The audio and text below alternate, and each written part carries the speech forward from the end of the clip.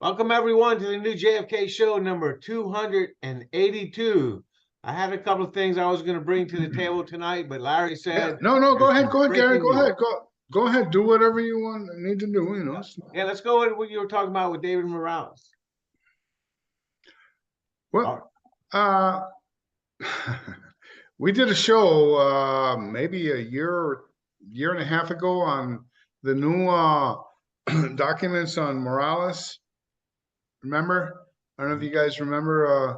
And in those documents, we found out about a newly released file on him, which was only 61 pages, paltry, and to say the least, when somebody as prominent as Morales, should have, should have had jillions of pages to his 201 file and all of his files, relating to the CIA.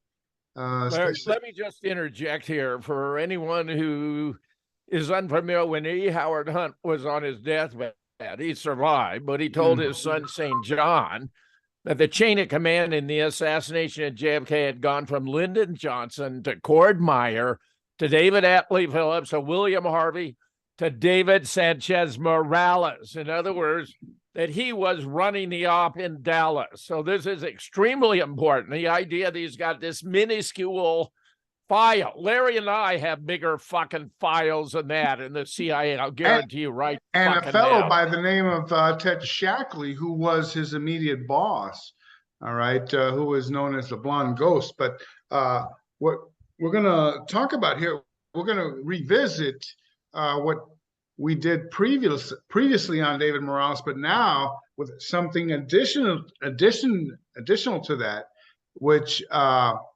gives us a much broader interpretation on his role in this whole thing, about the JFK assassination. So let me can I have the screen, don't I, Gary? Yeah, go ahead. Okay. Hold on. This is gonna be a lot of fun because this is a brand new document that just came out. It's gonna blow your socks away. So relax and enjoy it. Okay. And okay, David.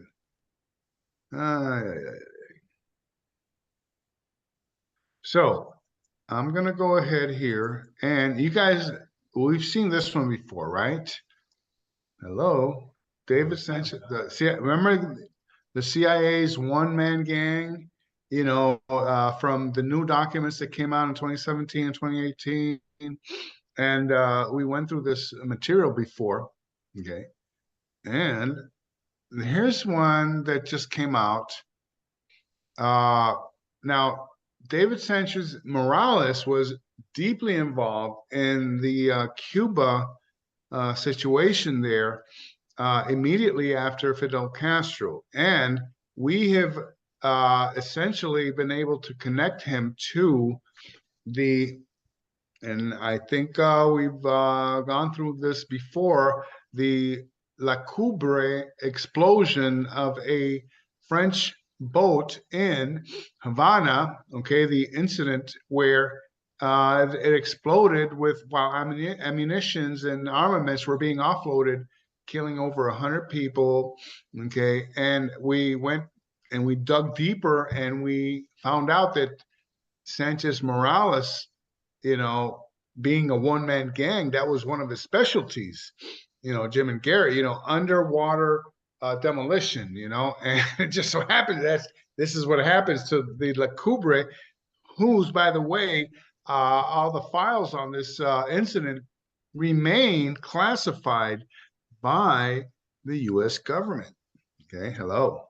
Now, that is the same incident where Che Guevara was captured in this iconic photograph by Alberto Corda that day, and which all of this had to do with the protests and the demonstrations after the explosion of La Coubre in Havana harbor there, and So this whole thing that's going on and with the La Coubre, believe it or not, traces back to David Sanchez Morales, all right? Because that was his specialty. And right after the incident, all of his files, all the CIA files become unavailable to anybody, all right? Now, any questions on this? You guys? No, it's all great stuff, Gary, and we know he played a key role not only in JFK, but he appears also to have been involved in Bobby's assassination as well.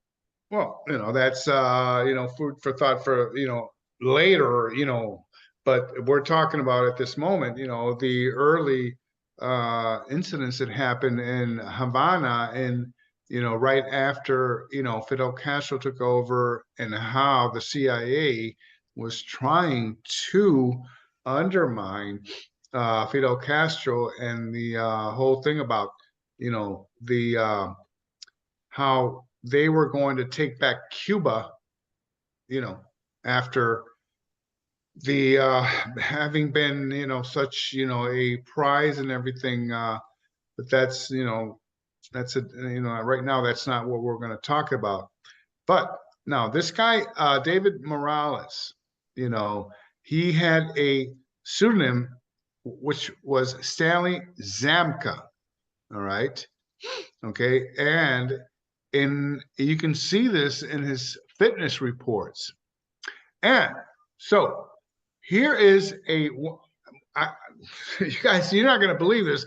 This is one of the most important documents I have come across here, because it says here that from Havana, okay, to the director at the time, 1959, and this is before the La Coubre incident, maybe like 6 months, 8 months. And here we have Zamka, who is David Morales, and ref technicians arrived in Havana evening. Zamka brought in tech supplies without difficulty. Now, what does that mean? I mean, it's pretty obvious to me that explosives, and his whole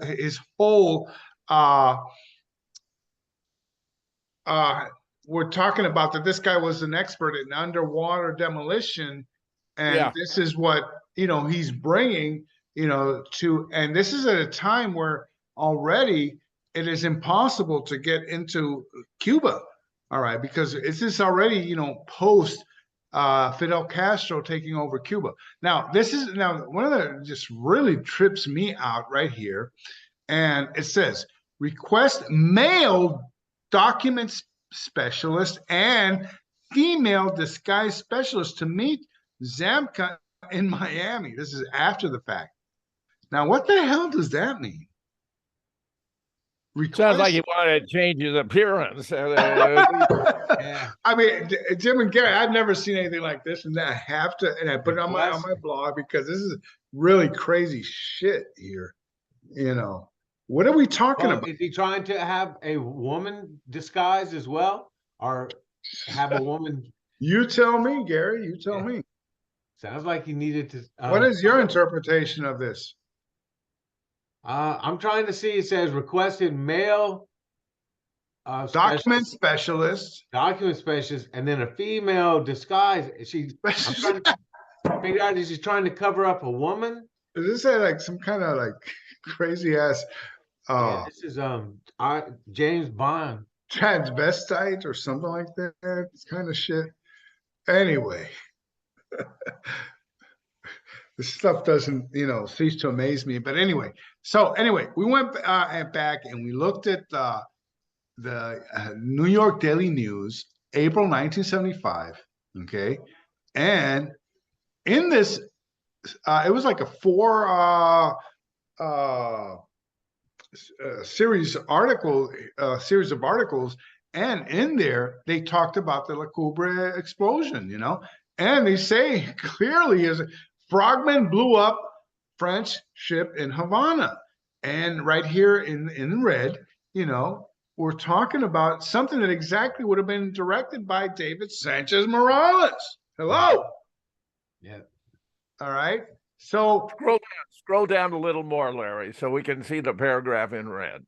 yeah, oh yeah. You guys want to go ahead and I mean this is important stuff because This article, one of four published by Paul Miskell. If you go back up, I'll include that part. Yeah,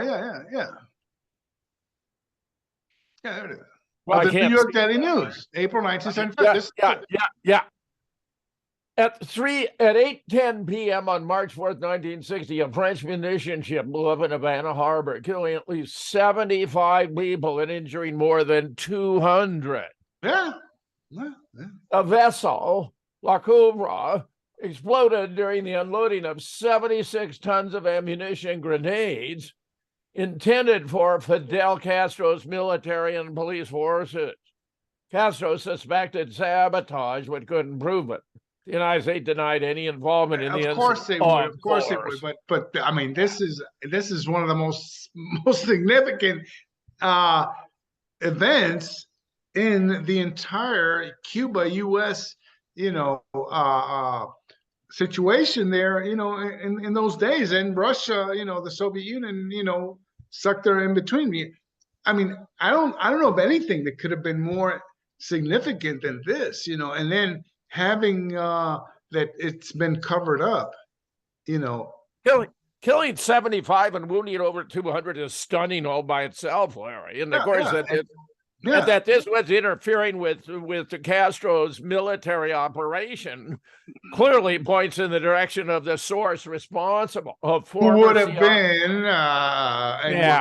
Of course. Former CIA agent told the news recently that Le Coubre was sabotaged by CIA frogmen. He said an underwater demolition team slipped into the water at night and attached a bomb to the ship's hull under the waterline. The bomb, a detonator and a timing device, were in a waterproof container, he said. The ex-agent added that the frogmen were Cubans working for the CIA. It was definitely a CIA-connected thing, he said. Another source said a bomb was supposed to go off around 3 a.m. when the waterfront was deserted.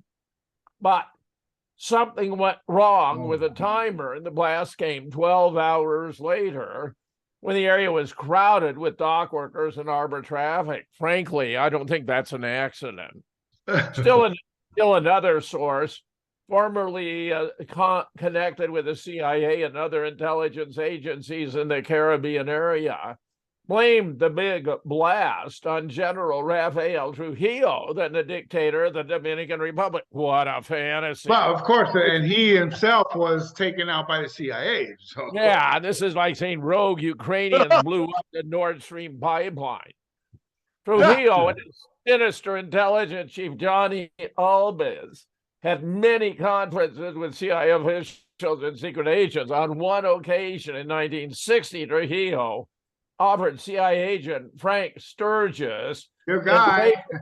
Yeah, we know the guy. Yes. And Pedro Diaz-Lanz, who was a pilot former chief of Castro's Air Force, for God's sake. $1 million to lead an invasion of Cuba from the Dominican Republic. Diaz-Lanz declined, telling his CIA bosses he didn't want to work for another dictator. So this whole thing comes full circle here because this UPI story picks up on that. And Larry, but let me just add for anyone new, Frank Sturgis appears to have fired the shot that entered JFK's right temple from the intersection of the Triple Underpass and the picket fence. Just to understand how key the players are we're talking about here, he may have been the best shot in the world at the time. Larry, continue. Well, not only that, he's the one who masterminded, that situation with Marita Lorenz and all that thing that, right, that's when Jimmy Boots arrested him trying to kill her. Yeah, and which you can read about in Jim Marra's Crossfire, obviously, So anyway, so this guy now, Morales, we have this thing going on with the Bay of Pigs, and this is one of the most incredible documents that comes out, which actually accuses him or points the finger at him as being, one of the ones responsible for the Bay of Pigs failure Okay, so let me go here because we already seen this, but the document that I want to show you guys, because it's just going to blow your socks away. Here, let me go here. Boom, boom. Here, new document here. Wow, really crazy stuff. Between that and the non-redacted version. Totally redacted. Okay.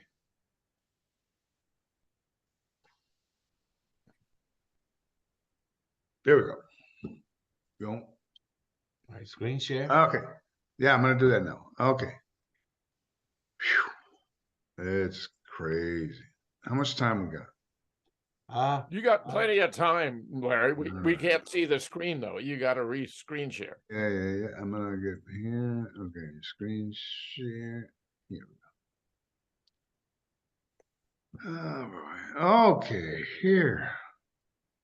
This is 1990. Can you guys see this? 1993 at the top. Narrative. Yeah. This was released, how many years ago? Almost 30, 40 years ago. Okay. And these are the redactions. Okay. And it has to do with 1963, 1964 Miami Station action to aid the U.S. government investigation of the murder of John F. Kennedy. And we see these redactions. You guys with me here? Mm-hmm. Okay. Now, recently, and this just came out on Mary Farrell, this is the 2022 release, and this is the non-redacted version of that document. All right.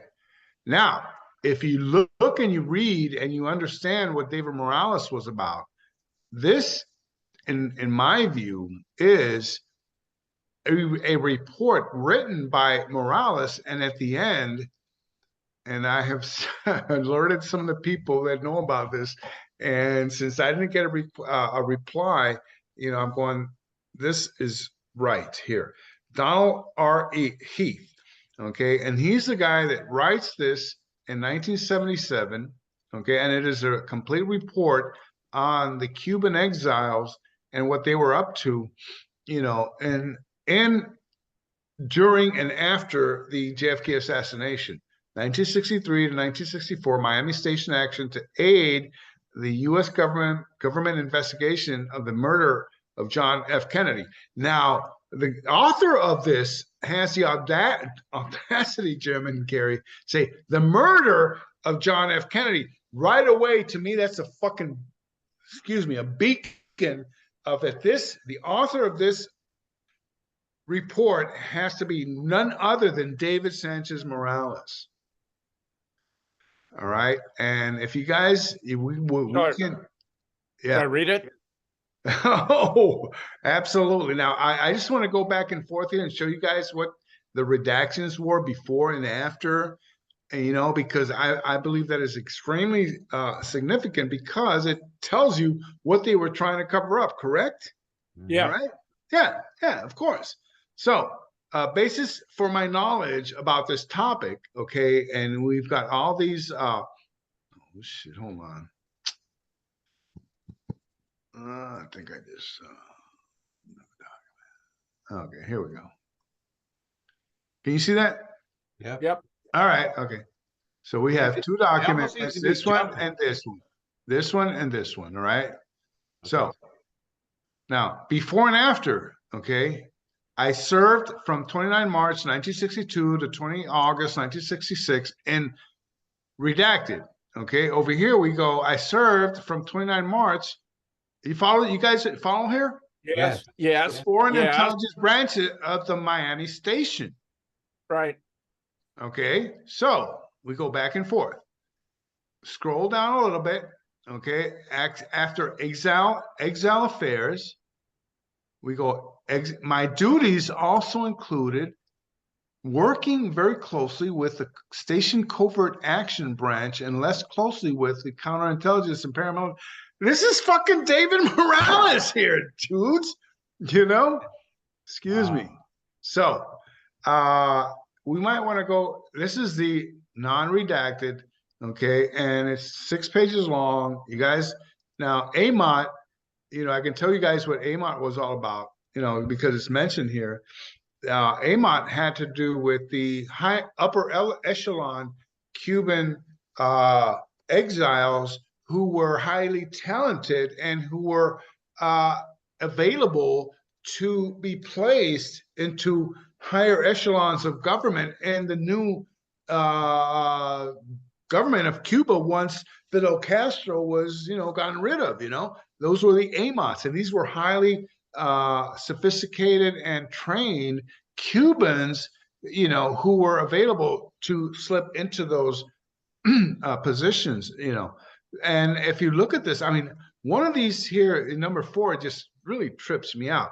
Obviously, the Miami Station sit reps, those situation rep reports would have made only cursory mention. I mean, what this whole document is about is how the CIA went about approaching the Cuban community on, if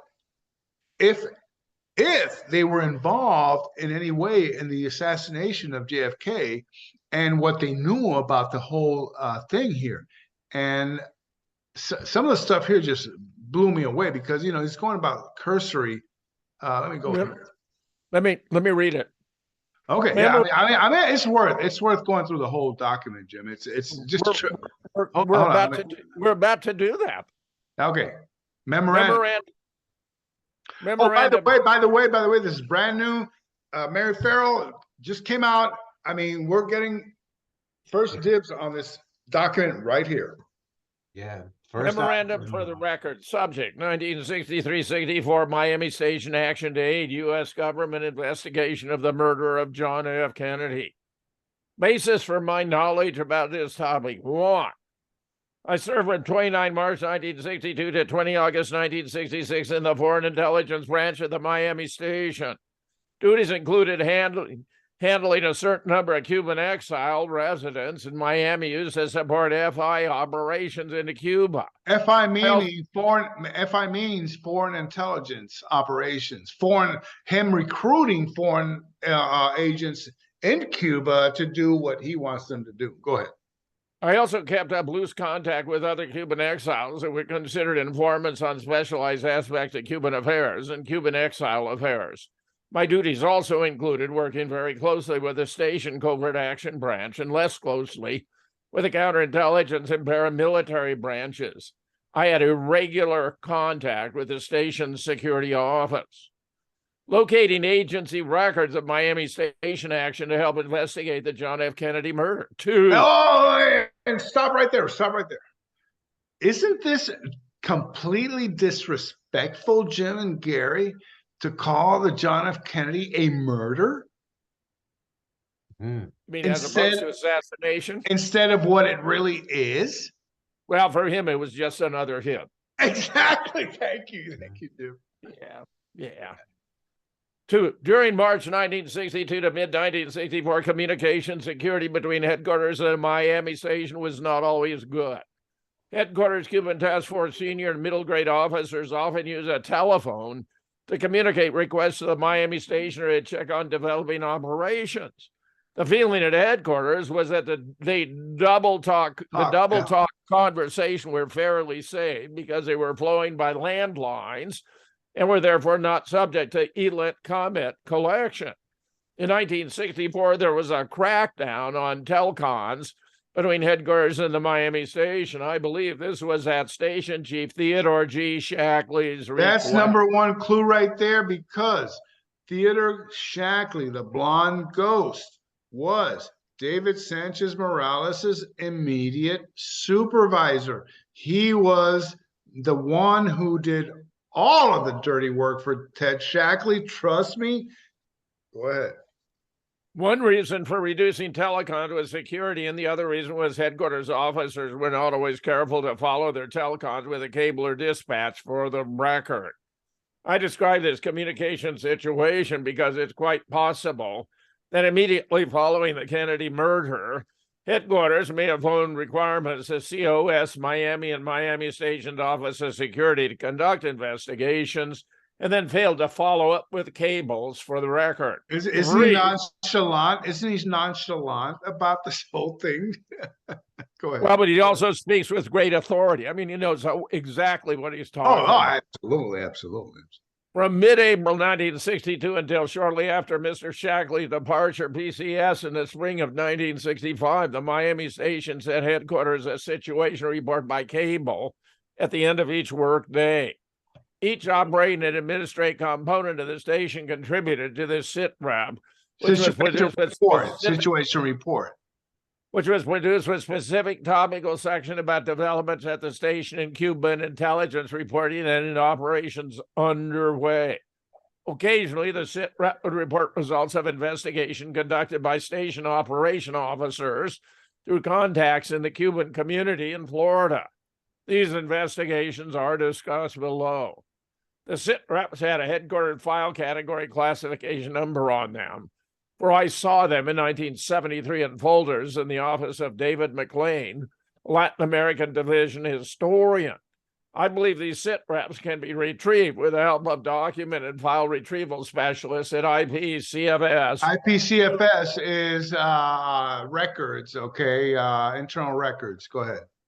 Room GC 52. I believe the sit-reps from November 1963 through March 1964 will contain information about efforts of the Miami station to investigate Cuban links to the murder of President Kennedy. Let's look at that last sentence, Jim. I mean, this is of incredible significance here. I believe the sit-reps for November 1963 through March 1964 will contain information about efforts of the Miami station to investigate Cuban links to the murder of JFK. All right, so there is definitely a suspicion here of Cuban exile involvement in the JFK assassination. Now, let me just remind some of our viewers here that previously we did, remember the Cuban and the Umbrella Man, okay, on Elm Street and everything, and how there might have been a connection there. Remember? Well, remember, Nestor Tony Escadro appears to have been the absolutely, from the Dow Tex. From the Dow Tex. 3 shots with a man that Carcano supervised by George H.W. And also, Jim, there is evidence that these Cuban exiles have been tracking JFK from one city to another, trying to find, perhaps the perfect situation, to take him out. Yeah, I agree. 4, obviously the Miami. This is the one that's going to blow you away. I mean, this is just great stuff here. Go ahead. Would have made only cursory mention of station efforts to investigate a Cuban role in the Kennedy affair. Can you repeat that again? About a cursory? Go ahead. Obviously, the Miami station sit-reps would have made only cursory mention of station efforts to investigate a Cuban role in the Kennedy affair. Now, a cursory, like obviously, he's talking about obviously we don't give a shit, right? Or we're seeking to cover it up. Hello. Sensitive and detailed reports by the station concerning the investigation may have gone to headquarters via special cable channels. However, on the chance that some reports of investigation were sent by routine cable and dispatch, I would suggest a check with Chief Information Management and Planning Group, room 1D27, phone red 9407, about the possibility of using a spin research system to find records of Miami station efforts to investigate the Cuban role in the Kennedy affair. To investigate the Cuban role in the Kennedy affair, we have never, ever known about this spin search system that existed within the CIA, Jim and Gary. Yeah. And he says more, this system permits querying computerized records for textual keywords Combined with Exactly. Thank you. And that sounds like something today, you know, textual and keywords. Sure. Yeah, of course. Yeah. For textual keywords combined with area codes and other key factors to locate documents containing complex types of information. Now, holy shit, man. This is like, you know, this is like today. You know, if you look at this, you know, what this paragraph is telling you here about keywords and textual and how to access information. Search engine. Basically, today's technology just processes more faster, Larry. And we're talking about something. This document is, you know how old this document is? Mm-hmm. Yep, 1977, right. Hello. Yeah. Finally, I suggest IPCFS may be able to help locate the archival copies of Miami Station memoranda to the Miami field agencies of the FBI and Secret Service for the period commencing with the president's assassination.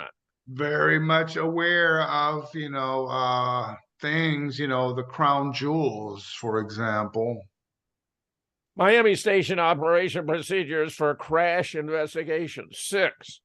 Soon after his arrival at the Miami Station, Mr. Shackley organized several fast reaction procedures for coping with rapid developments in Cuba or in the Cuban exile community in Florida, which required speedy and augmented reporting. The fast reaction procedures involved alerting officers of the station to A, query resident agents in Cuba who had with WT combo. WT means wireless transmission, okay, at the time, which would have been radio telephone or radio telegraph transmissions, you know, wireless, you know, which at the time were in their infancy. Go ahead. Yeah. With our station, or a combination of WT to the agent and telephonic response from the agent to a cutout in the Miami Cuban community. B, use of singleton exile support agents and the AMOT intelligence service in Miami. Yeah. To communicate with, want to define AMOT? AMOT, which earlier I mentioned, were the group of exile Cubans who were highly trained and highly sophisticated in their opposition to Fidel Castro as a function of being organized by the CIA. Okay, so these AMOTs, you know, were actually the AMOT operation was run by, of all people, David Sanchez Morales. All right, so. With lists of on-island contact by phone with a list of Cuban exiles in the U.S. who were regular sources of information. 7. I believe the first time I recall seeing the station fast reaction investigative systems employed was in late April 1962, when word was received from another U.S. agency. That Cuban exile paramilitary activist Rolando Masferrer, and the only other agency could have been the FBI, of course, had left his base in New Jersey and was believed to be headed to Florida with a band of men for an operation against Cuba. Which never happened. And that's one of the things that I've seen throughout, you know, my investigations of the Cuban exile movement. You know, they all, you know, talk the talk, but they wouldn't walk the walk. The only one who did walk the walk was Eloy Gutierrez Menoyo. All of the others, they talked all this bull crap and never went ahead and invaded Cuba. Eloy Gutierrez Menoyo, the last time he went into Cuba, he parachuted, you know, into the island. You know, wow. Now, you go and talk about guys like Manuel Rey and Manuel Time and Masferrer. None of them had the cojones to do any of that. Sorry, but I had to, you know, get that. That's good stuff. The good stuff, Larry. I recall that a number of officers in our FI branch, a paramilitary branch, and the CA branch were asked to hit the streets of Miami to query Cuban exile contacts about the possible location, plans, and armaments of Masferrer. Yeah. The AMOT service was, of course, the principal mechanism for checking on Cuban exile actions in violation of the Neutrality Act. Yeah, because the AMOTs were the higher echelon, like I said, you know, Cuban exiles who were highly educated and sophisticated and everything, and they were the ones that David Sanchez Morales, manipulated, during all this time, right after the Castro, where the first 2 or 3 years were crucial, and when nothing happened after that, the drive, by the Cuban exiles kept, diminishing, little by little. And that's what happened. The late spring and early summer of 1962 saw extensive use of the station fast investigation capability. Refugees arriving at Opa-locka Air Base Refugee Processing Center began in late May to report that some kind of major counter-revolutionary action was afoot in Cuba. But it never happened. It never happened. Always bullshit. Go ahead.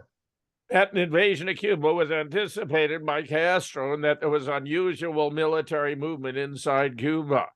I recall being one of many case officers directed by Mr. Shackley through my branch chief to alert my particular string of Cuban exile informants. And that's exactly the definition of David Sanchez Morales. He worked on the Shackley.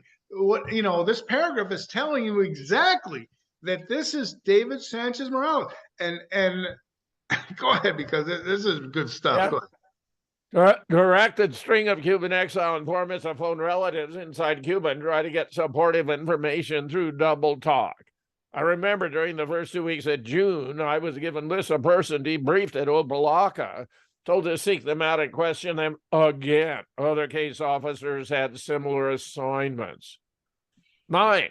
During the period following the Cuban Missile Crisis, fall of 1962, at the time of the Kennedy murder, I believe I recall. Kennedy murder again, look how disrespectful he is.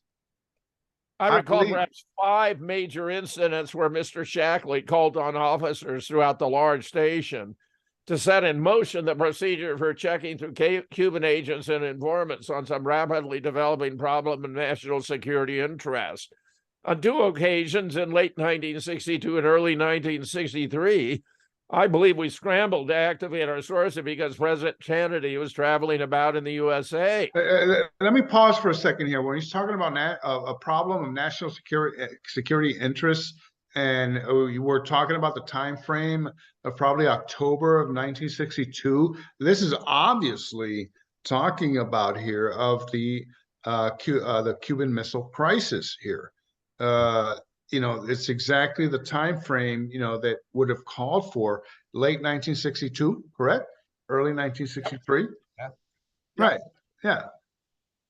Headquarters and internal USG security agencies wanted to be alerted to the presence of known dangerous Cuban exile activists in the area that the president was to visit, and wished to learn of any conspiracies being hatched in the Cuban exile community or in Cuba to exploit or interfere with the president's movement. And they knew the Cubans were rabidly, anti-Kennedy, and with the CIA and certain people within the CIA who blamed Kennedy for, the Bay of Pigs, fiasco, and having, not sent, the air support that they wanted, and so this is how this whole thing comes back to Kennedy through the undertow here of the CIA and the Cuban situation here. During 1964-65, I recall being alerted by my station superiors on a number of occasions to have my sources collect vast information on such topics as A, Cuban exile or Castro-Cuban conspiratorial acts to exploit the visit of the Pope to New York. B, plans of Cuban exile groups that carry out attacks on or infiltration into Cuba in violation of the Neutrality Act. C, location of automatic weapons, explosive, and sea craft being assembled by Cuban exile groups in suspected violation of the Neutrality Act. When you look at guys like Orlando Bosch, you would understand those kind of crazy. Oh, Jesus. Procedures employed by a Miami station to aid investigation of the Kennedy murder. 10. At the time of the Kennedy murder, I was on suspension from active duty because I had let my finance accountings fall behind. Stop right there. I find this to be, Jim and Gary, one of the most important points here that you could find on David Sanchez Morales, because if he had been suspended at the time of the Kennedy assassination slash murder, wouldn't he have been available to be anywhere in Dallas or anywhere? Well, Larry, it's like Lansdale reportedly resigning from the Air Force while he participated in orchestrating the murder. So the Air Force couldn't be tied in. And in this case, Sanchez, so the CIA couldn't be tied in. He would be a rogue agent. And he's not even accountable. Yeah. He's not even accountable.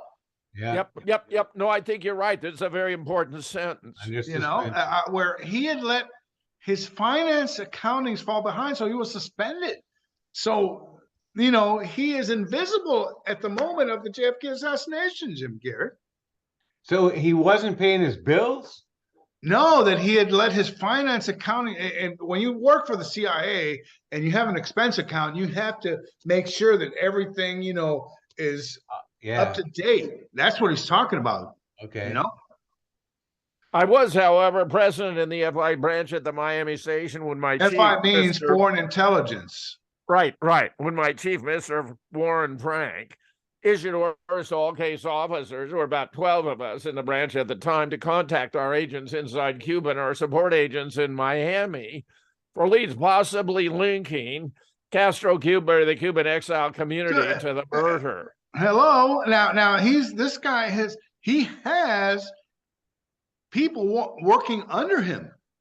It's just what some of this is saying to you, you know, and what's going on with the people that he's got inside of Cuba, you know, and what is the reaction after the JFK assassination? You know, there are a lot of leads in this document here that I'm showing you guys here. This is, you know, before, and I wanted to show you guys, I think I went back and forth here with the redacted.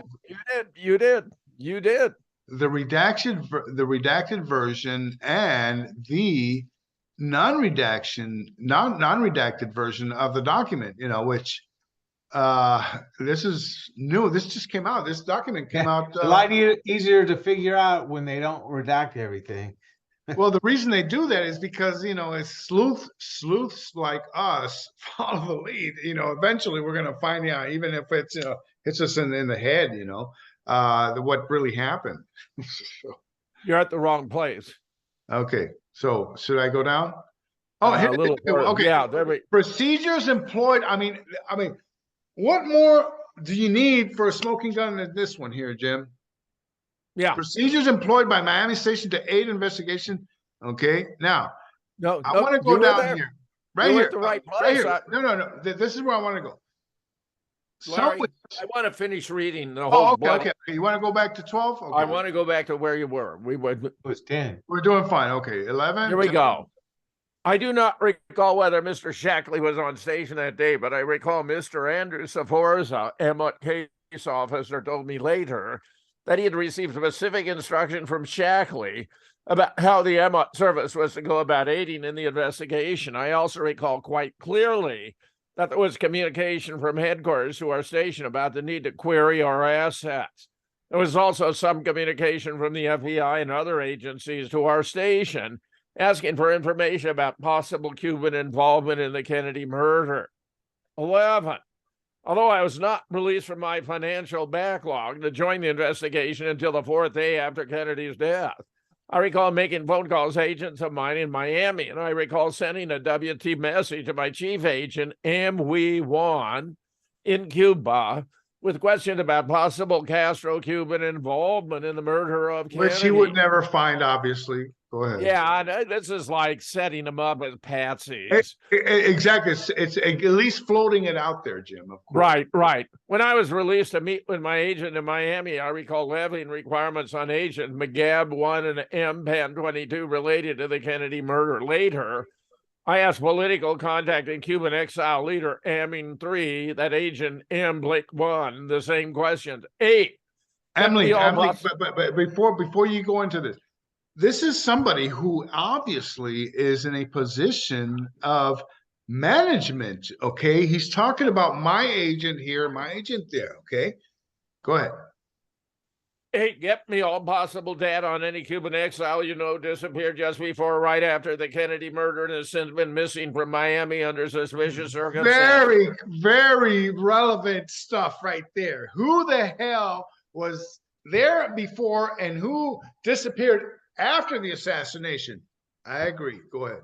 Right. B, 2, I mean 3, and then 1. Get me data on Cuban exiles who approached you or your associate during the fall of 1963 for assistance.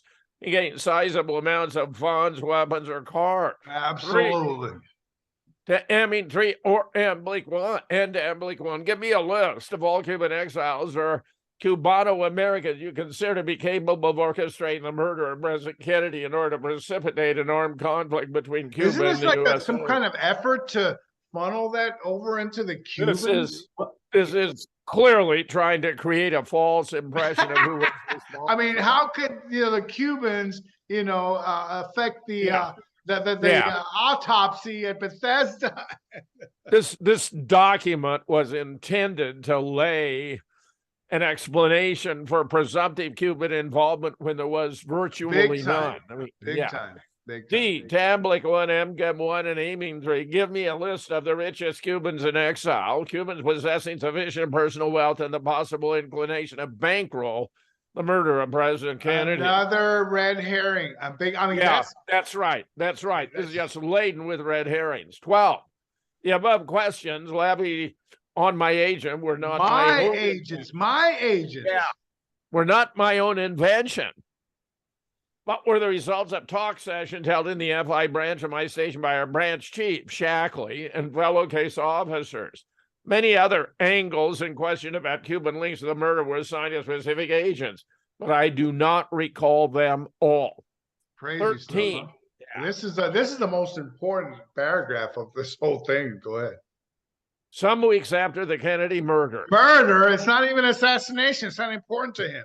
So I went to Mexico for a meeting with my chief inside Cuba agent, MW1. Several weeks after he goes to Mexico City. So don't you think he would have been hanging out with Win Scott? Of course. Oh, yeah. And what's our babe down there was running the show? Oh, yes. Charlotte. Sherry Booth. Charlotte. Sherry, yeah. He was a charmer. There you go. Before I left station, I went to the reports officer, requirements officer, and read through some pertinent lists of requirements for on-island assets. I recall a question included observations on-island assets may have made about the activities of leadership personnel in the Cuban government in the days prior to and immediately following the Kennedy murder. It's not an assassination, it's a murder. I recall that in Mexico, MW1 described to me talks he held the days subsequent to the murder with FNU Melendez. FNU, which means first name unknown. Melendez Bosch, protocol officer of the Cuban Foreign Relations Ministry, about what had transpired in the ministry when the news. What kind of connection? I mean, this is open. What kind of freaking connection did Morales have with this person here? I mean, that's a whole new. Go ahead. Yeah, I had people what had transpired in the ministry when the news of check it out. About what had transpired in the ministry when the news of Kennedy's death was received by wireless. Right. I recall that the night of the day that Kennedy was murdered, MW1 saw Usmani Cienfuegos, a Cuban leader. Cienfuegos. And this is an incident that I find very, very interesting because this happened at 1 a.m. Usmani Cienfuegos was a Cuban. He was in the Cuban government as a minister of labor, and just so happens that he's in Mexico City on the day of the assassination of John Kennedy. And at 1 a.m, he is seen driving, here to this safe house, in Mexico City at 1 a.m. Something that I'm trying to, digest at this moment because, I'm looking at Usmani Cienfuegos and there is very little information on this guy. But what was he doing in Mexico City? I have no opinion yet. Okay. But Larry, he could be having a fling with a girlfriend here. Yeah, absolutely.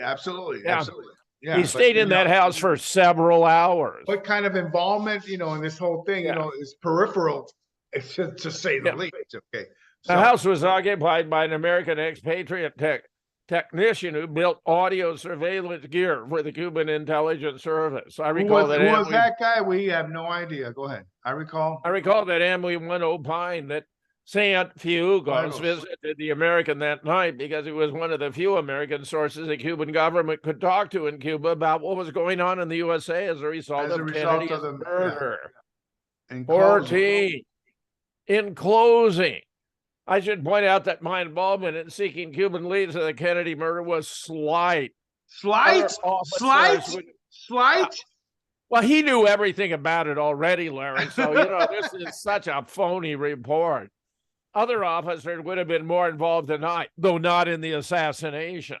I would assume Mr. Shackley has a clearest recollection of tasks the station may have given. And that was his immediate boss. Go ahead. Been given to support investigation of the Kennedy murder. One final remark about Miami Station investigation of the Kennedy murder, violation of the Neutrality Act, and other developments. All of us were very well informed about the limitations on CIA's right to conduct investigation of persons residing in the USA, whether they were alien residents or U.S. citizens. I do not recall anyone ever seeking information on security matters in the USA, which was not related to Cuban exiles and their activities with respect to Cuba. On occasion, I would come across information indicating action by U.S. citizens to aid in violating the Neutrality Act, or B, conduct espionage on behalf of a foreign power. In such instances, I wrote up what I discovered and sent it through station channels to the appropriate U.S. agency concerned with a particular type of violation that was suspected, and then withdrew from further attempts to acquire information. Signed, Donald R. Heath Jr. Which is a pseudonym that we never before associated with David Sanchez Morales.